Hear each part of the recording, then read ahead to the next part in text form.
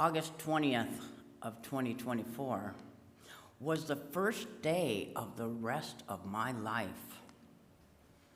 I began anew. I began something.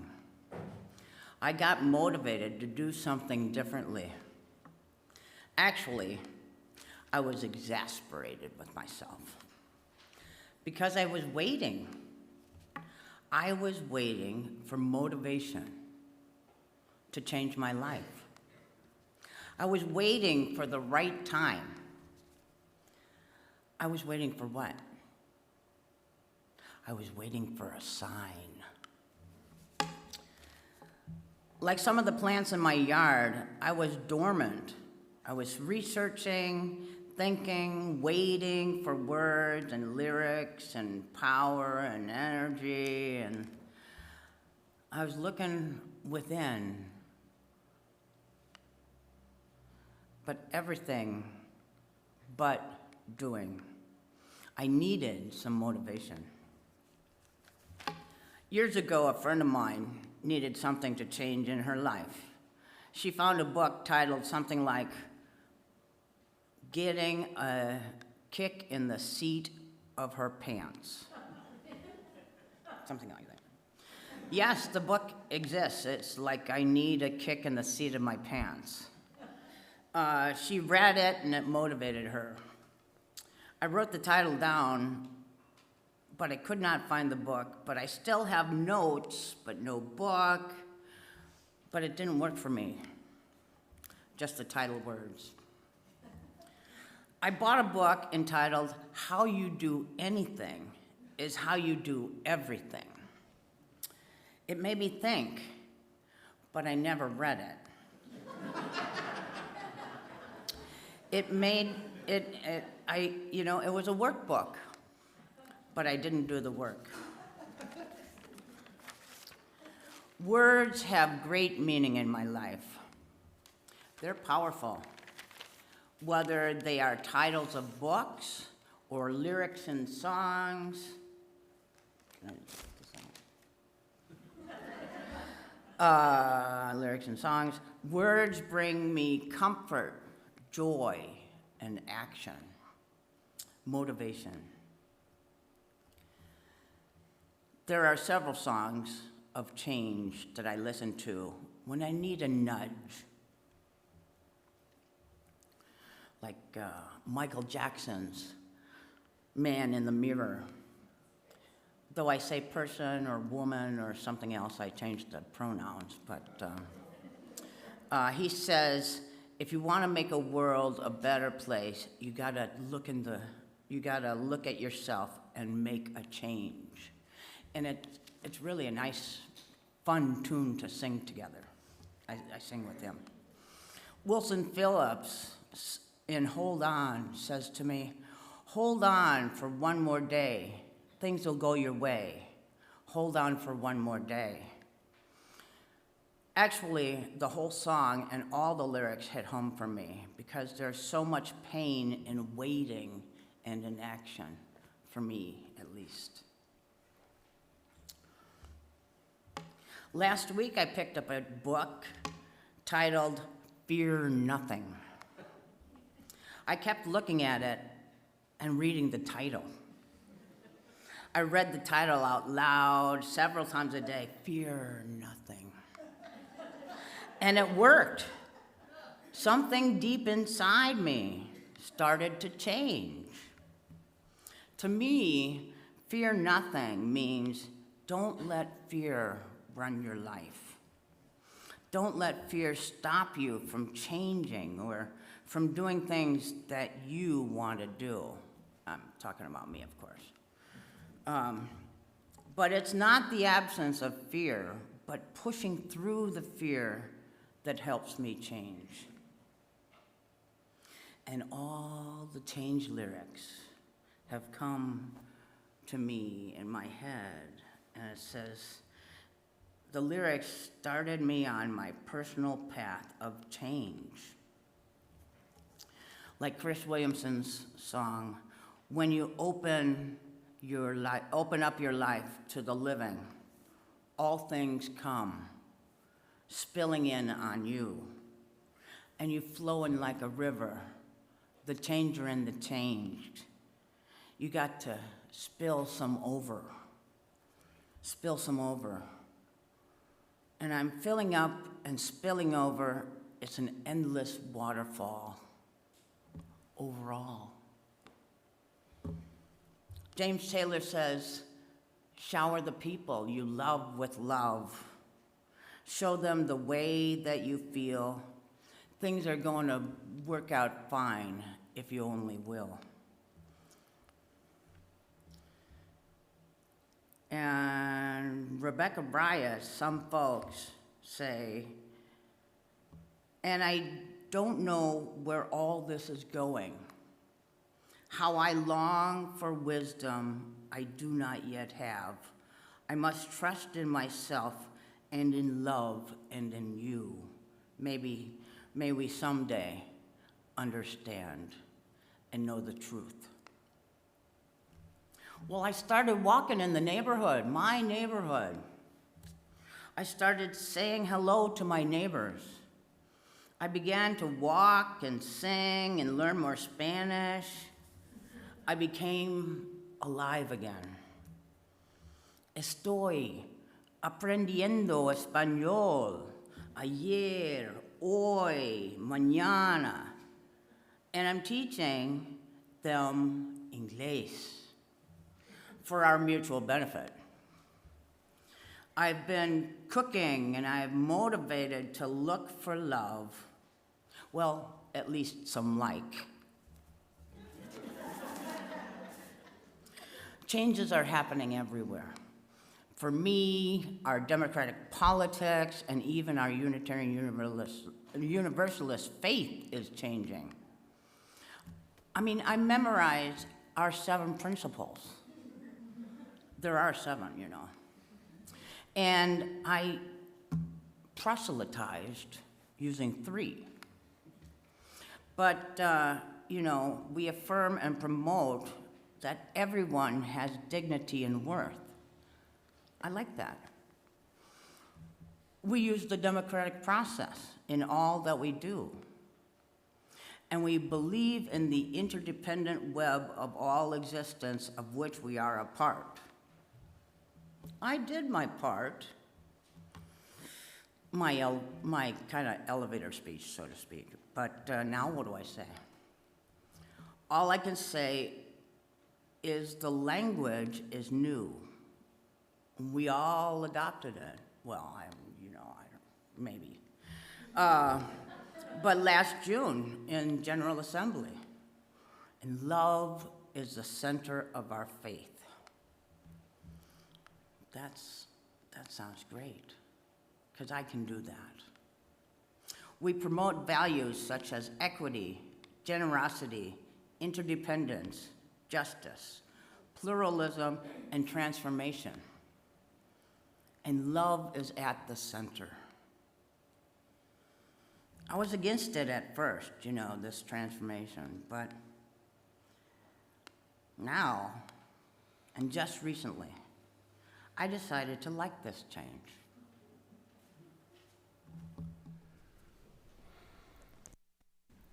Well, the Chalice has decided to adopt some change today. And Sarah is showing great flexibility and adaptability in bringing us a new week. Change is a funny subject because I always think we all want things to improve, but we don't want to change. And there's a fundamental problem with that, because we want other people to change, because we don't need to change, because we are perfect just the way we are, aren't we? I can't believe I heard a yes to that. Well, you notice I actually did some change today with the new fonts for the order of service. And I'd love to say I invited you to change with that, but actually I just invited you to accept the change, because I just went ahead and did it. And that's not really how change works.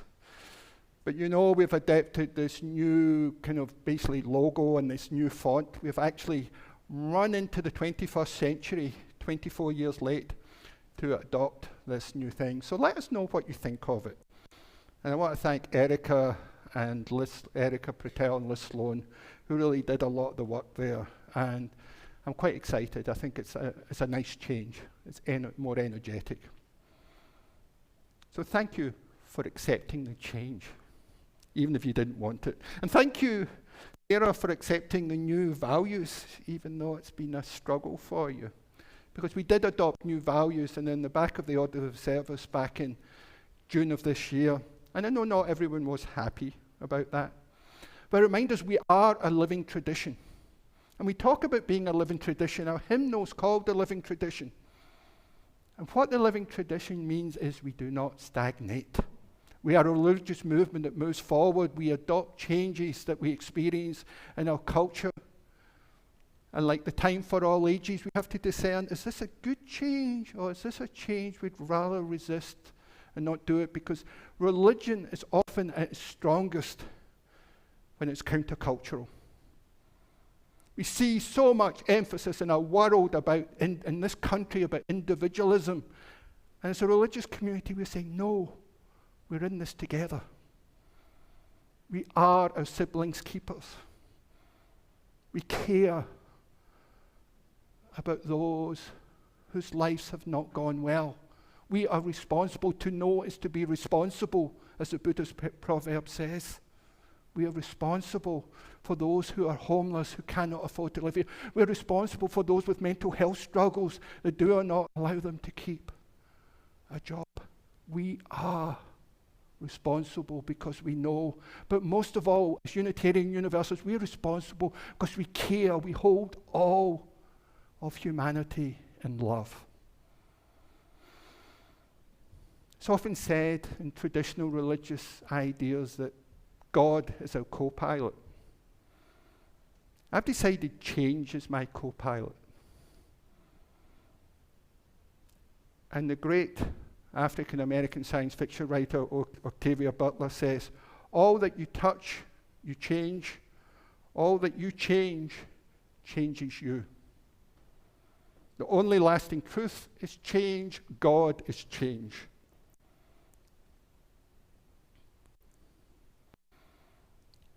And in our Unitarian Universalist tradition, we also believe that the sacred God exists to be changed. We are co-creators in the future together. We are co-creators in the future together. There's a mode of religious thinking called process theology, which has been very influential in us. And it's very influential in me. And what that means, what process theology in this kind of simplified form is, everything is changing, and we have a choice to make. Can we make the choice for more beauty, more goodness into the world? And they say the sacred is that which lures us to bring more goodness, more beauty, more kindness, more compassion, more justice into the world. All that we touch changes. All that we change changes us. And change and transformation are often used synonymously, but they're quite different. Change becomes something you change and you change back. I start exercising, I stop exercising. I start a diet, I stop a diet. Transformation is more a lasting change. You're changed and you cannot go back to how you were before. The classic example being the metamorphosis of a caterpillar to a butterfly. I've never seen a butterfly become a caterpillar. Let me know if you come across that. I'd love videotape it.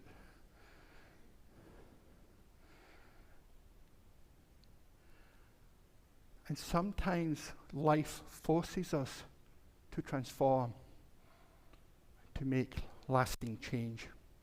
There's a beautiful story from the Muslim tradition about this river that crosses vast, vast areas of land, crosses forests, flows down from the mountain, and eventually comes to the desert.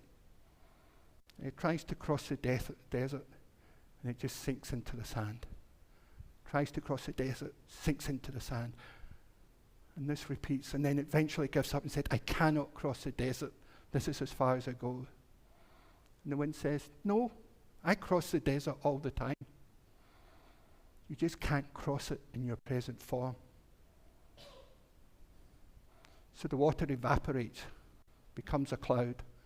The wind blows it across the desert, reaches a mountain, it rains, and it forms another river the other side of the desert. The only way it could cross the desert was by being transformed. And even though it was changed and transformed, in essence, it was still the same. And new and working in partnership with the wind, it could cross anything. And we are faced with this all the time. Changes are forced upon us. How do we respond? It's often said that evolution is survival of the fittest. And we often think that means the strongest, the biggest. It's not. Evolution's the most adaptable. Can we be the most adaptable to the changes that society throws at us? We often say we believe in evolution, but we need to practice evolution. We need to be open to change. Then we need to make the discernment, is this a change we want to embrace or not? Because liberal religion has not always been good at embracing changes. James Luther Adams, who's probably one of the most well-known Unitarian thinkers of the 20th century, he visited Nazi Germany in the 1930s. He was arrested and interrogated by the Gestapo. But he was shocked when he went to the liberal Christian churches in Germany, because behind the chancel there'll be pictures of Jesus and Adolf Hitler. Liberal religions were more likely to be influenced by the culture around them. We have to be discerning about which cultural changes we adopt and which cultural changes we don't. We have done well in being one of the leading religions in addressing the LGBTQ concerns. Because religion has been dreadfully hostile to that community, but Unitarian Universalism has been at the forefront of being promoting the love of all people. The love of all people at the center of our religion has helped us there.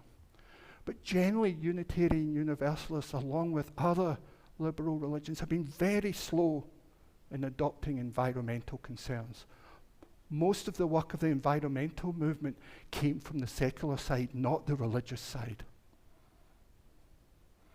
So we have this opportunity, and I know some of us as individuals are very, very involved in climate justice. But we have the opportunity as a community to partner with Unitarian Universalists throughout the county at the Climate Justice Revival. And finding those intersections that Reverend Sophia talked about, those intersections with economic inequality and climate justice, with reproductive justice and climate justice, with racial justice and climate justice, with criminal justice reform and climate justice. They are interconnected. And the more we need to work on in connecting our Unitarian Universal values with our justice work. And that's going to be one of the focuses as we move towards this event in September. And this event in September is the beginning. It's not the end. It's the beginning of our work in working together in San Mateo County on climate justice as Unitarian Universalists. John O'Donoghue, as many of you know, is one of my favourite poets, the late Irish poet. He says this about beginnings. He says, beginnings often frighten us because they seem like lonely voyages into the unknown. Yet, in truth, no beginning is empty or isolated. We seem to think the beginning is setting out from a lonely point along some line of direction into the unknown. This is not the case. Shelter and energy comes alive when the beginning is embraced. We are never alone as long as our beginnings as it might seem at the time. A beginning is ultimately an invitation to open towards the gift and growth that are stored for us. To refuse to begin can be an act of great self-neglect. I repeat, a beginning is ultimately an invitation to open towards the gift and growth that are stored up for us. To refuse is to begin. To refuse to begin can be an act of great self-neglect. So we're talking about Unitarian Universalists as a faith that invites us to change.